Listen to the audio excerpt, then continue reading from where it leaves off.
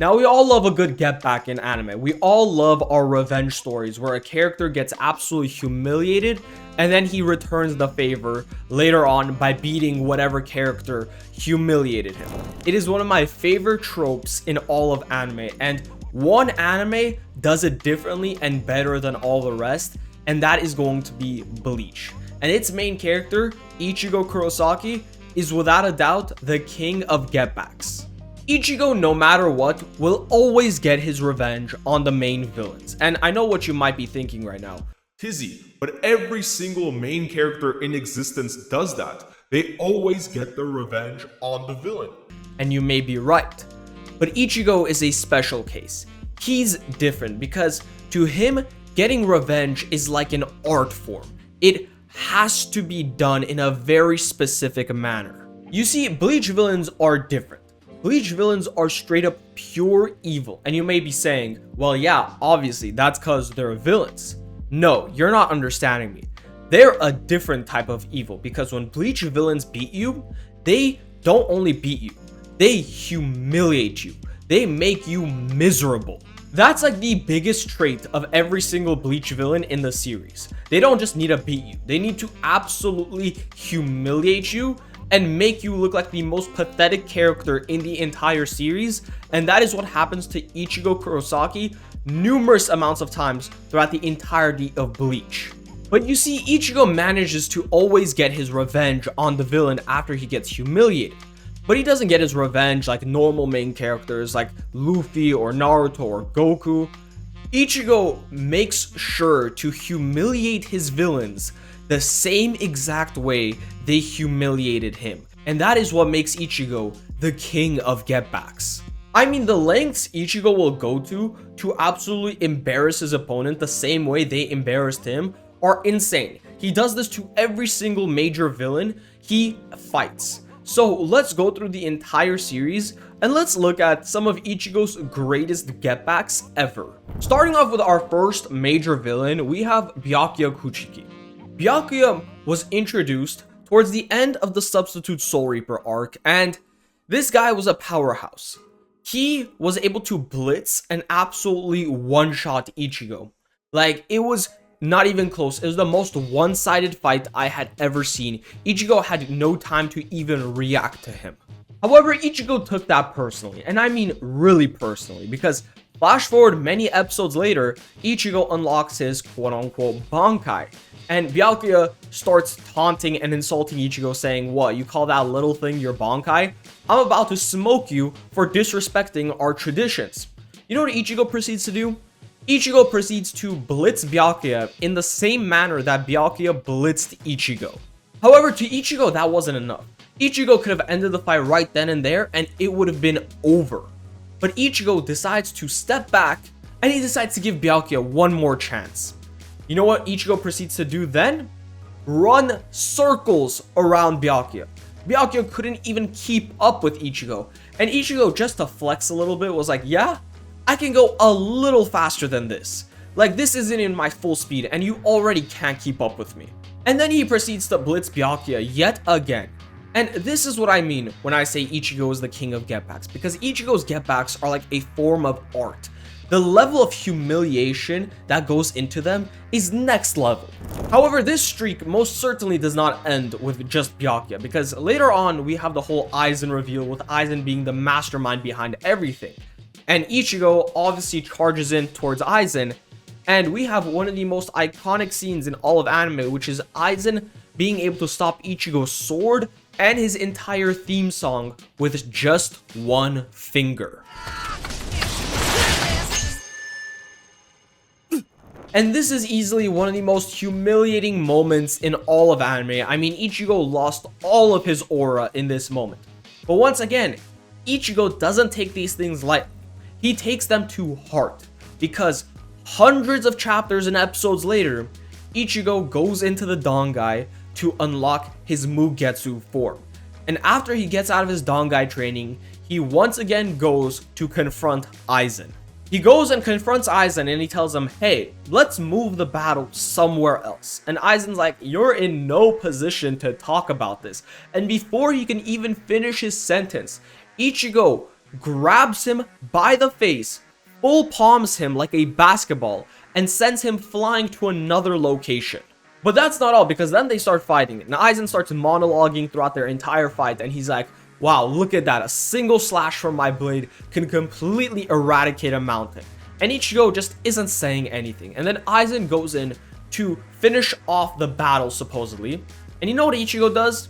He proceeds to catch Aizen's sword the exact same way that Aizen caught his sword hundreds of chapters ago. Because once again, Ichigo always needs to humiliate his opponent no matter what. But that's not all, because then Aizen goes in for one of the most powerful techniques in all of Bleach, which is the Black Coffin. And you know what Ichigo proceeds to do with it? He proceeds to shatter it like thin glass with just a swing of his arm. And then he proceeds to tell Aizen, hey, you know that mountain that supposedly your sword destroyed? That wasn't you. That was all me. And then at that point, we all just knew that the fight was over. It could have ended right there, and we would have all known what the outcome of this fight was going to be. This became one of the most one-sided fights towards Ichigo's favor. The next major victim we have on our list is Grimmjow Jagger Jack. And Grimmjow is introduced into the story of Bleach, and the first thing he does is absolutely pummel Ichigo. I mean, when I say pummel, I genuinely mean pummel. He was beating him up like a boxing bag, and Ichigo couldn't even do anything to respond to it. I mean, Grimmjow's first fight with Ichigo is genuinely one of the most brutal beatdowns in all of anime. But again, Ichigo does not take these things lightly, because then Ichigo goes on to train with the Hollow Mask. Ichigo unlocks the Hollow Mask, and him and Grimmjow rematch once again, and Ichigo is absolutely embarrassing Grimmjow in their second fight. However, that's until Ichigo's mask breaks and Grimmjow manages to win yet again. But now their third fight rolls around, and this time Ichigo and Grimmjow are fighting in Hueco Mundo, and they seem to be pretty evenly matched, with Grimmjow even getting the upper hand in some cases. And as soon as the fight seems to be over, with Grimmjow being the victor, Orihime yells out to Ichigo to not lose. And Ichigo realizes that he no longer has to hold back. And he manages to stop Grimmjow's attack with a single arm, and then proceeds to one-shot Grimmjow, ending the fight. Now, people call this moment plot armor, but this is not plot armor, because we realize that Ichigo was actually holding back the entire fight in order not to frighten Orihime, because we know Orihime's history with hollows, with her brother turning into one, and Ichigo didn't want her to relive that experience. So he was intentionally holding back the entire fight, and he was still evenly matched with Grimmjow. So once he stopped holding back, all it took was one single slash. Victim number 4 on my list is gonna go to Ukiura. And if you're a Bleach fan, you would know that Ukiura was one of Ichigo's toughest opponents. Ichigo lost to Ukiura numerous amounts of times, and in one of their final fights, which took place inside of Hueco Mundo, Ukiura was absolutely demolishing Ichigo. Ukiura was genuinely putting the brakes on Ichigo, and Ichigo could not do anything to respond. His Hollow Mask wasn't good enough, it wasn't powerful enough. Nothing Ichigo could do would have let him win that fight. And this time, it isn't Ichigo that takes it personally. It's Zangetsu, Ichigo's inner hollow, that takes this personally. Because after Ichigo gets a hole put into his chest, Zangetsu realizes, okay, it's time for me to take over this time. And that's when we get Ichigo's Vastolorde form. And Ichigo's Vastolorde form proceeds to give out one of the biggest humiliations I have ever seen. I mean, this was leagues ahead of what Ukiura was doing to Ichigo. I mean, at one point, Vastolorde Ichigo puts his entire foot onto Ukiura's face while he is already on the ground, and proceeds to blast him with a point-blank serum. Like, bro, you're not gonna miss from that range. You didn't have to do all that. But having your opponent's foot on your face has to be a different level of disrespect.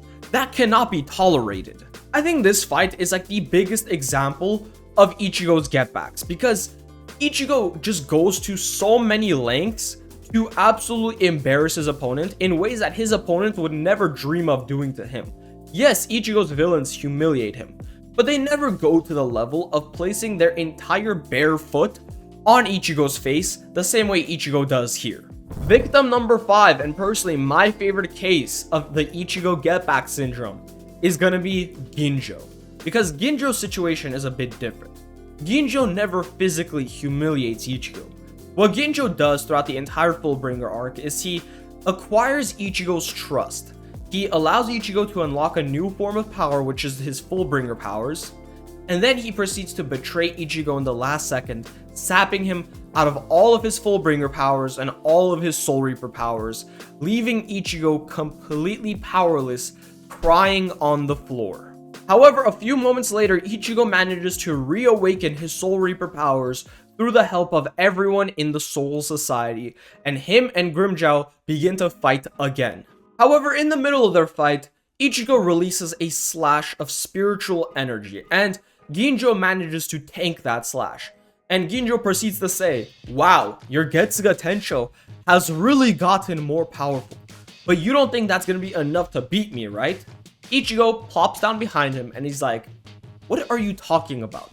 That wasn't even a Getsuga Tensho. That was just a regular slash from my blade." And then he goes on to say, "This is a Getsuga Tensho." And he proceeds to release Getsuga Tensho onto Ginjo as Ginjo is absolutely tweaking out. And Ichigo purposefully misses. And we just see Ginjo's pale face full of fear after seeing a glimpse of Ichigo's true power.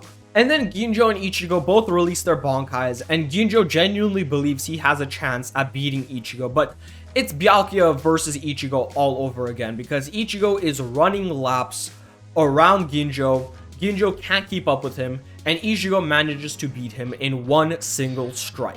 Now, I know many of you are expecting me to talk about Yuha next, but unfortunately, I think Yuha is the one exception to the Ichigo get back syndrome because Ichigo technically does defeat Yuha in the end, but he never goes on to humiliate Yuha the same way Yuha humiliated him throughout Thousand Year Blood War. And let's just say, Yuha really humiliated Ichigo throughout Thousand Year Blood War from the start to the very end.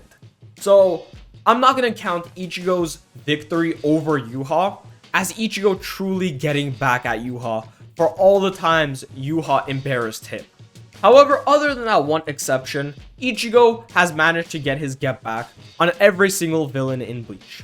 Nobody does it like Ichigo. Ichigo is without a doubt the king of get backs. Anyways, with all that being said, I hope you guys enjoyed the video and make sure to like and subscribe and let me know what other videos you guys want to see in the future. I hope you all have a great rest of your day and I'll see you guys on the next one.